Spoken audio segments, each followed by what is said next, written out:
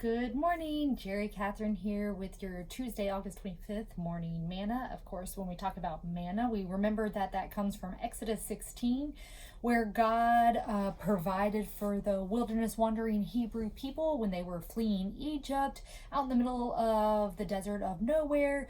God gave them manna from heaven, which literally means good stuff fell from heaven to nourish them day by day, no more, no less, just enough to get them through that day to sustain them. So here we are to receive our morning manna to help us get through our day. And once again, we are in Matthew 1 through 17, feeding our souls with that genealogy of Jesus, not skipping over it, not skimming around it, but we are tackling those verses head on to listen to them and allow them to feed our soul. So hear these words with me from Matthew 1 through 17, Jesus's family tree in the NRSV translation of the Bible.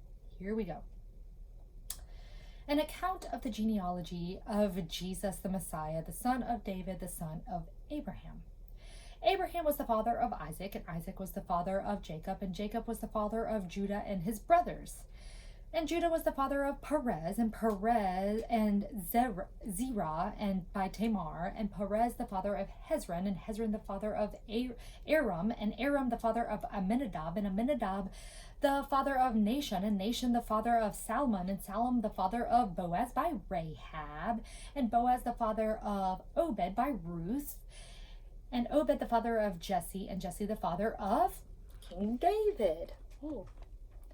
And David was the father of Solomon by the wife of Uriah, and Solomon the father of Rehoboam, and Rehoboam the father of Abijah, and Abijah the father of Asaph, and Asaph the father of Jehoshaphat, and Jehoshaphat the father of Joram, and Joram the father of Uzziah, and Uzziah the father of Jotham, and Jotham the father of Ahaz, and Ahaz the father of Hezekiah, and Hezekiah the father of Manasseh, and Manasseh the father of Amos, and Amos the father of Josiah, and Josiah the father of Jeconiah, and Jeconiah and his brothers at the time of the deportation to Babylon. And after the deportation to Babylon, Jeconiah was the father of Salathiel, and Salathiel the father of Zerubbabel, and Zerubbabel the father of Abiad, and Abiad the father of Eliakim, and Eliakim the father of Azor, and Azor the father of Zadok, and Zadok the father of Ahim, and Ahim the father of Eliad, and Eliad the father of Eleazar, and Eleazar the father of Mathan, and Mathan the father of Jacob, and Jacob the father of Joseph, the husband of Mary, to whom Jesus was born, and who is called the Messiah. So all the generations from Abraham to David are 14 generations, and from David to the deportation are 14 generations, and for the deportation of Babylon to the Messiah, 14 generations. Matthew does not begin his gospel in a very story-like fashion with once upon a time.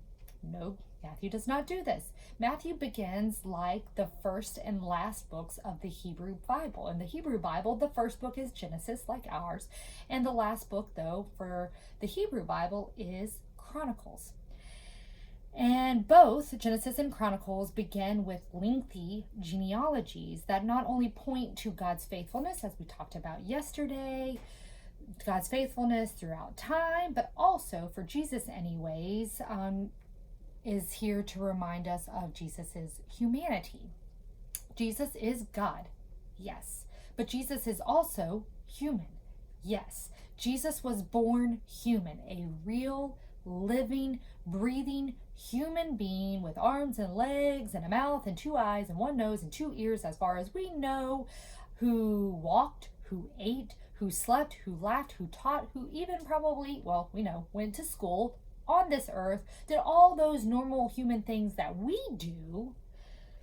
And here at the beginning of this New Testament, this new gospel, this new covenant, these new promises of God, it's not God just speaking light and creating into the world, but God is literally taking on human flesh to be the light, to bring the light, and to bring new life into the world.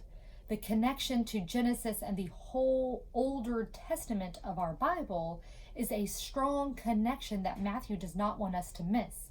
especially this point of Jesus's humanity. Everything else that follows this opening genealogy is one, true. And two, not only is it true, but it is the story of God in flesh, the story of God who took on personhood named Jesus. In this genealogy, Jesus meets us human to human, which again, I said yesterday, these ancient genealogies we find not only in the Bible, but in other places.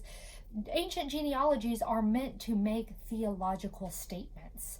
And in this genealogy, Jesus's genealogy tells us of a God who is not some far off, remote, removed God, distant God high above us and disconnected from all of God's creation.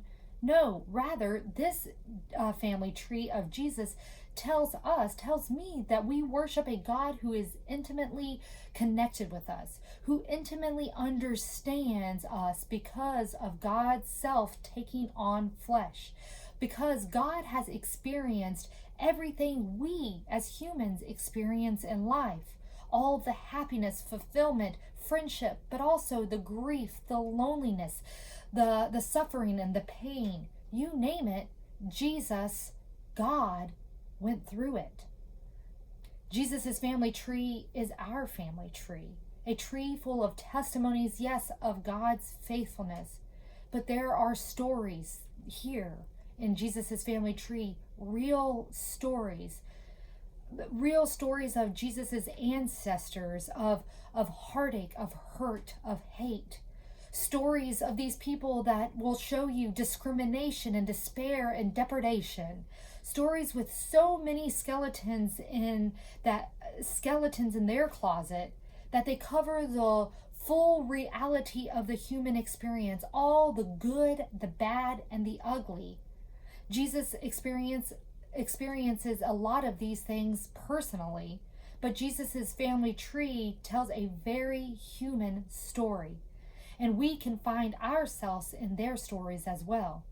This tells me that we worship a God who is not only with us, but a God who really, really understands and gets us. And this gives me hope.